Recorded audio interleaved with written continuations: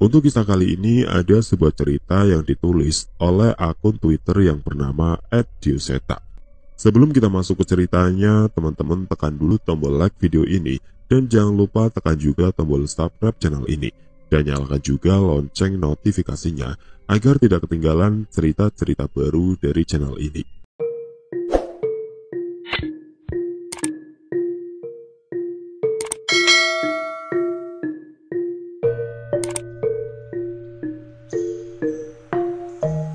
Rambutnya disanggul dengan menawan. Kebaya yang ia gunakan pun terlihat mewah, walau tanpa perhiasan yang mengelilinginya. "Danan, jaga kesadaranmu," ucap Cahyo. Aku mengangguk. Aku bukan hanya sekedar mengagumi kecantikan wanita itu. Saat ini aku sedang mencari keberadaan sesuatu yang membuat wanita itu begitu berbahaya. "Panggil dukun tidak berguna itu," ucap wanita itu pada sopir yang tadi mengantarkannya. Tanpa bertanya sedikit pun, pria itu segera menunduk dan masuk ke dalam hutan. Wanita berjalan dengan anggun ke hadapan kami, namun masih tidak mau masuk ke dalam mes ini. Ia menatap kami satu persatu dengan berusaha menahan amarahnya. "Jadi kalian pembuat onarnya?" tanyanya kepada kami. Aku tidak menjawab. Begitu juga dengan Cahyo. Kami masih ingin mencoba membaca situasi ini. Sayangnya amarah wanita itu sudah memuncak. Ia mundur dan mengambil sebuah benda menyerupai tungku kemenyan yang sudah menyala. Mengasapi beberapa kelopak bunga dan menatapku sambil memakan salah satu kelopak bunga itu. Saat itu juga rasa sakit muncul dari dalam tubuhku. Aku tidak mampu menahannya hingga cairan merah keluar dari mulutku. "Danan, kamu kenapa?" tanya Cahyo. Aku mengayunkan tangan untuk menahan Cahyo sambil mengambil posisi meditasi. Ini ilmu santet, tapi tidak mungkin bisa semudah ini," ucapku yang mulai membacakan mantra untuk melindungi diri. "Brengsek," ucap Cahyo yang segera menerjang keluar. Sayangnya saat semakin dekat dengan wanita itu, Cahyo berhenti. Sesuatu seperti menahannya untuk menyerang wanita itu. "Cahyo, kembali!" perintahku sambil mencoba menahan rasa sakit yang muncul setiap wanita itu mengunyah kelopak bunga itu. Bukannya kembali, Cahyo seperti terkesima dengan keanggunan wanita itu dan berjalan ke arahnya. "Jangan bodoh!" teriakku. Wanita itu tersenyum melihat Cahyo yang mulai terpengaruh. "Jah bagus, kesini, gak usah takut," ucap wanita itu. Aku ingin menyusul Cahyo, namun sepertinya kemampuan wanita itu akan membuatku bertingkah sama seperti Cahyo. "Wanasura, bawa Cahyo kembali." Kali ini aku memisahkan sebagian sukmaku dan berteriak berharap Wanasura yang berada di dalam tubuh Cahyo mendengarku. Beruntung, sebelum sempat menyentuh wanita itu, suara auman terdengar ke seluruh desa. Cahyo terhenti dan tubuhnya seperti terpental ke arah bangunan mes. Dengan segera aku menarik Cahyo dan membawanya kembali ke bangunan ini. "Cahyo, sadar!" ucapku sambil menepuk pipi Cahyo. Cahyo yang sudah tersadar menepis tanganku dan berusaha membangunkan tubuhnya. "Iya sudah, aku tidak menyangka ada kekuatan seperti itu," ucap Cahyo. Kami kembali bersiaga. Entah bagaimana cara kami bisa selamat dari wanita ini. Namun sepertinya aku menyadari keanehan pada mustika yang ia kenakan di lehernya. Dari jauh kami melihat wanita itu masih berusaha tersenyum dan menatap kami. Kali ini ia mengambil sebuah kelopak bunga lagi dan memakannya. Saat itu sekali lagi aku merasakan seperti ada sesuatu yang membakar bagian dalam tubuhku, hingga sekali lagi aku memuntahkan darah dari mulutku. "Wanita tengik, hentikan!" teriak Cahyo. Namun mendengar ucapan itu, ia merasa semakin kesal dan mengunyah kelopak bunga itu, hingga membuatku tak mampu menahan rasa sakit ini. "Awas kamu!" teriak Cahyo sambil menunjuk wanita itu, dan berlari ke dalam bangunan. Aku sekuat tenaga menahan serangan santet yang dikirimkan ke tubuhku melalui perantara kelopak bunga itu. Seandainya ia memiliki sehelai saja bagian tubuhku, mungkin wanita itu bisa membunuhku dengan mudah. "Menyerah saja, cepat atau lambat, kamu juga akan mati," ucapnya. Sekali lagi wanita itu mencoba memasukkan kelopak bunga ke dalam mulutku. Namun tiba-tiba ia terhenti saat terdengar suara dari dalam bangunan itu. "Sakit, Bu! Sakit, Bu!"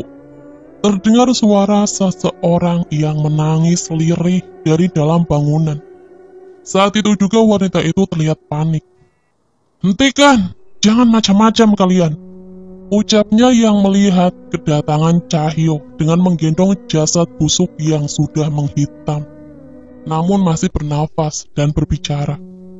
Saat itu juga supir yang diperintahkan oleh wanita itu datang bersama dukun kakek tua tadi yang masih terlihat kewalahan dengan lukanya.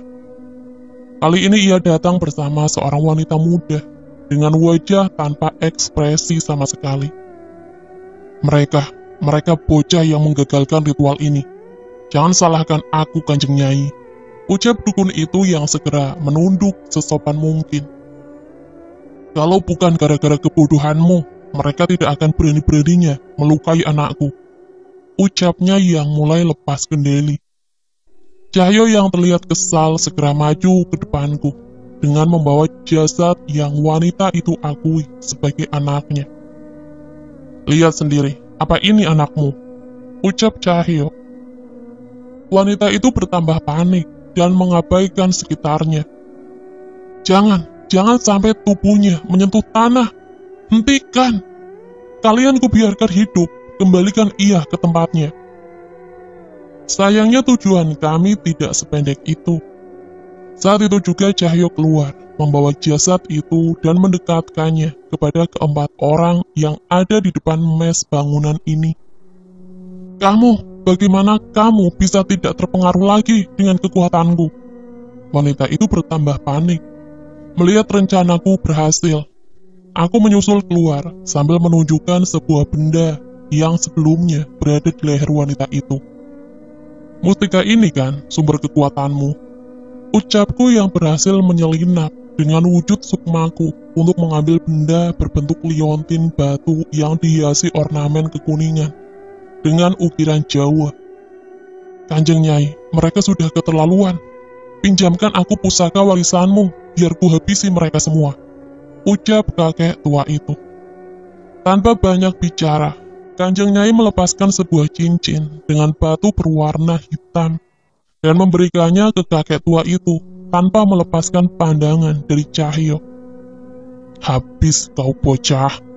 Kakek itu mengenakan cincin itu pada salah satu jarinya.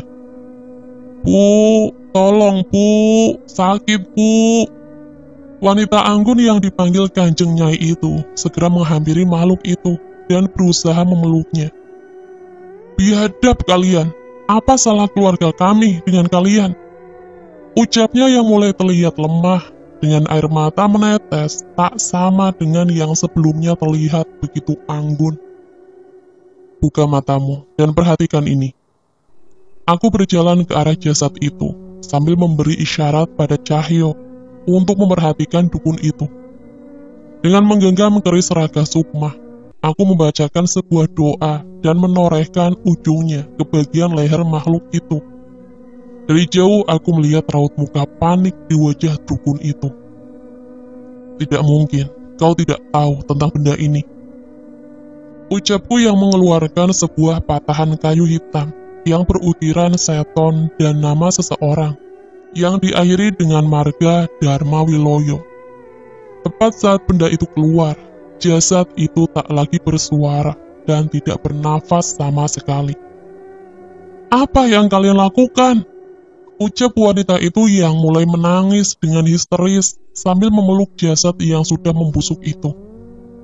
Yang kutakutkan terjadi, kemungkinan wanita itu sudah tahu mengenai kenyataan ini, Namun ia masih belum mau menerimanya dan lebih mempercayai perkataan dukun itu. Harusnya anakmu sudah tenang. Ia sudah mati terlebih dahulu dengan santet kiriman seseorang ini.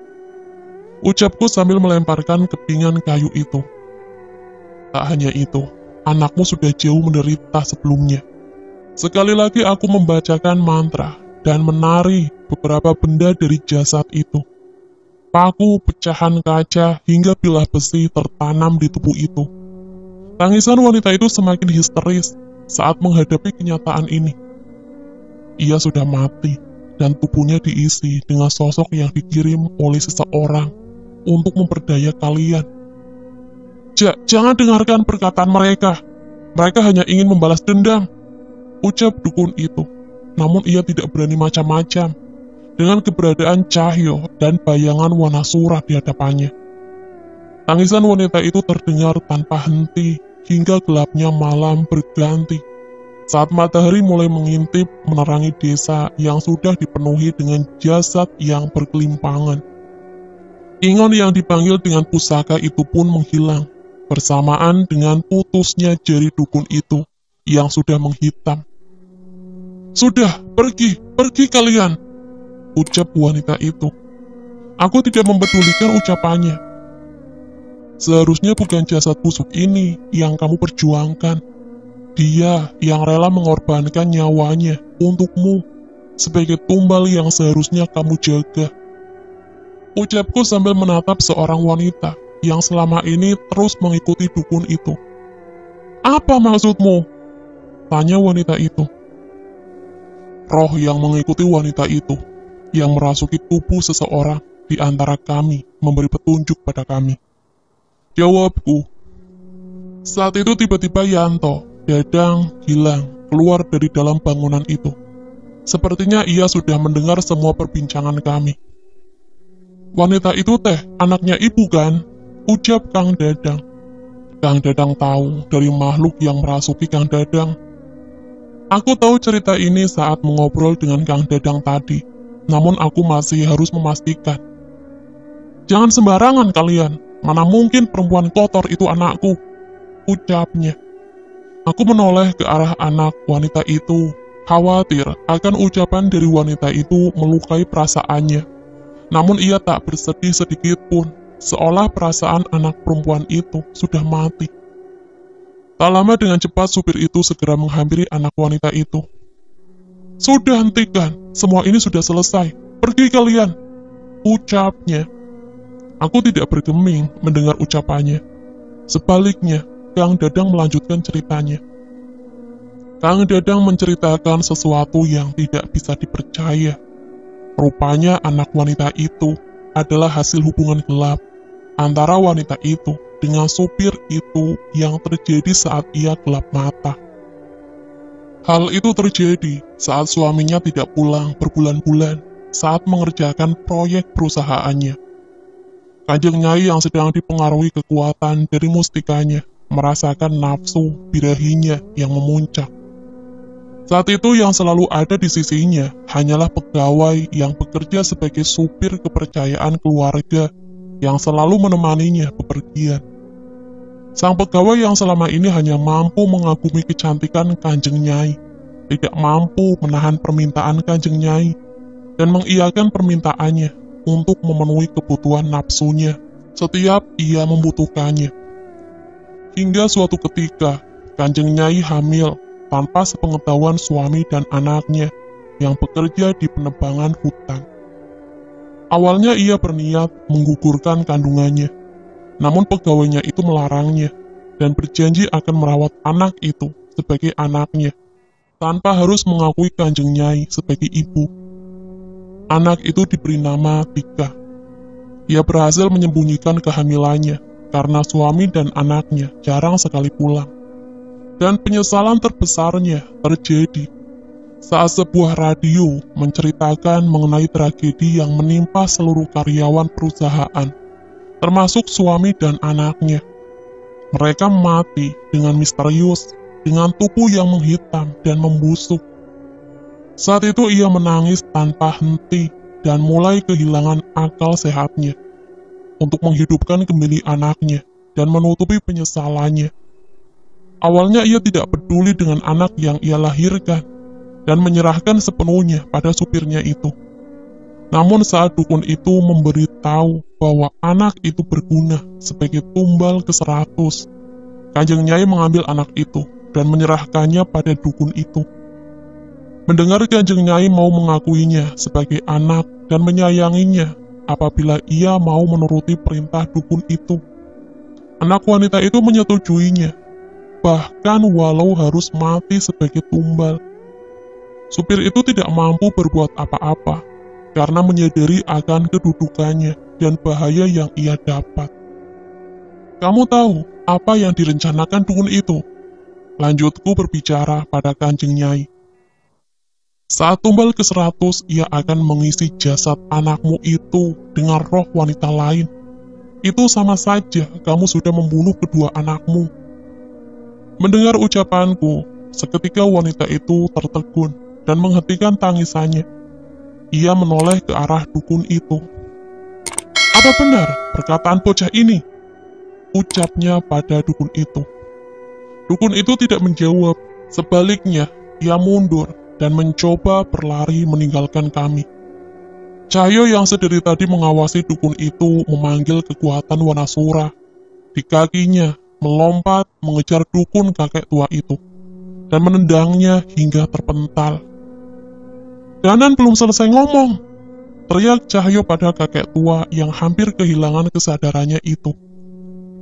Sudah Kanjeng Nyai, kita hentikan ini semua, biar Tika saya yang jaga, ucap supir itu sambil memohon dengan tangisnya. Tatapan Kanjeng Nyai menjadi kosong, dengan sisa riasan yang luntur sudah membuat wajahnya terlihat menyedihkan.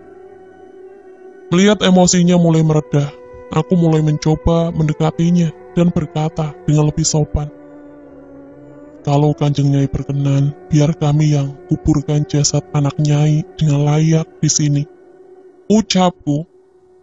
Kanjeng Nyai menatap dengan sedih jasad mengerikan itu. Kali ini supirnya memberanikan diri untuk menarik Kanjeng Nyai dan membawanya masuk ke dalam mobil. Ia mengikutinya tanpa berkata sepatah kata pun. Ini Kanjeng Nyai, saya kembalikan benda ini, ucapku sambil menyerahkan mustika miliknya, dan kekuatannya sudah kupulihkan kembali dengan doa-doa. Dan satu lagi, seandainya masih ada kesempatan, ada seseorang nenek tua di hutan barat yang semasa hidupnya tinggal di sana, menjaga hutan ini dari kutukan. Ucapku mencoba menyampaikan keberadaan nenek tua itu di hutan barat yang kami temui kemarin. Sekarang aku baru teringat, mungkin yang ia jaga adalah anak dan suami Kanjeng Nyai, karena ia juga mengaku sebagai bagian dari keluarga Darmo Wiloyo. Mendengar ucapanku, Kanjeng Nyai menoleh ke arahku, sekilas sebelum kembali berjalan memasuki mobilnya. Cahaya matahari pagi mengantarkan kepergian mereka bersama seorang anak wanita bernama Tika, yang selama ini hidup bersama dukun tua. Entah penderitaan apa yang telah ia rasakan, hingga ia bisa menurut dan tak membantah apapun yang diperintahkan padanya seperti itu. Setelah kepergian mobil itu, aku menoleh ke arah dukun tua renta itu.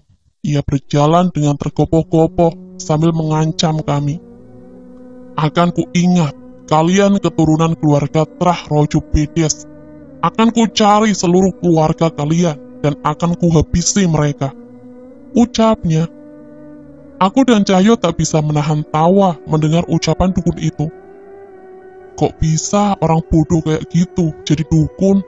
Ucap Cahyo yang masih ketawa. Pagi itu kami habiskan dengan menguburkan jasad-jasad yang berkelimpangan di tempat itu. Kami tak berniat melaporkan kejadian ini, kecuali memang sudah ada polisi yang mau menginvestigasi ini. Maksudnya kejadian yang berhubungan dengan hal gaib ini. Untungnya semua calon karyawan yang dijebak itu sudah siap semua, diminta sebagai saksi seandainya hal ini terjadi. Tepat saat tengah hari, terdengar suara bis yang berhenti di depan desa ini. Itu supir bis yang mengantarkan kami kemarin. Loh mas, kok bisa sampai di sini? Ngantar siapa? Tanya Gilang pada supir bis itu. Ngapunten mas, saya tadi melihat Kanjeng Nyai sudah pergi. Entah saat saya melihatnya, saya tidak merasakan perasaan intimidasi seperti sebelumnya. Saat itu saya langsung ingat sama mas-mas dan segera kesini. Jelasnya. Wah, matur suwun lo mas, kita boleh nebeng kan sampai keluar? Tanya Cahyo. Ya jelas mas, saya memang berniat menjemput mas-masnya. Justru saya yang berterima kasih, sepertinya kami sudah tidak perlu takut lagi dengan Kanjeng Nyai bila ingin mengundurkan diri. Jawabnya. Setelah selesai membersihkan diri, aku dan Cahyo, Yanto segera kembali menaiki bis, kembali menuju kota. Dalam hitungan detik, Cahyo sudah tertidur saat mendapatkan posisi nyamannya di bus itu. Danan, terima kasih banyak ya, aku ngerepotin kamu sampai segininya. Utang nyawa aku sama kalian, ucap Yanto. Ya ampun Yanto, orang yang gak kenal aja aku bantu, apalagi temen sendiri. Kalau ada masalah beginian, gak usah sungkan. Yang Maha Kuasa menitipkan kami kelebihan ini, kan memang untuk membantu orang lain. Jelasku. Ya sudah, pokoknya kalau kamu butuh bantuan apapun dari aku, bilang aja ya, jangan sungkan. Ucap Yanto. Saya juga, kalau Mas Danan butuh bantuan saya, bilang aja. Ucap Gilang yang duduk di belakangku. Aku tersenyum mendengar ucapan mereka, dan mulai mencari posisi nyaman untuk bisa tidur dengan nyenyak seperti Cahyo. Saat melewati hutan di sisi barat yang terdapat bangunan tua misterius itu, aku melihat sebuah benda berbentuk kalung kekuningan, tergantung di salah satu ranting pohon. Itu adalah mustika yang tadi ku kembalikan kepada Nyai Kanjeng. Saat melihatnya, aku tersenyum dan berharap semoga saja nenek tua kemarin bisa menemukan benda ini. Mungkin kami akan memastikan nanti, saat kami sudah siap berhadapan dengan makhluk yang menghuni bangunan tua di tengah hutan itu. Desa Tanggul Mayit selesai sampai di sini. Kisah ini masih akan terus berlanjut dengan judul lain yang lebih berfokus pada kisah 3, atau Mustika Darmo Wiloyo yang masuk dalam perseteruan kedua terah. Cincin yang digunakan dukun itu akan dipakai oleh Tika untuk menyatakan keberadaan dirinya. Oke teman-teman, sekian untuk cerita kali ini. Bagaimana menurut kalian tentang kisah ini? Tulis komentar kalian di kolom komentar. Dan bagi teman-teman yang baru bergabung, jangan lupa untuk like, komen, share, serta subscribe channel ini. Dan nantikan kisah-kisah horor lainnya. Wassalamualaikum warahmatullahi wabarakatuh.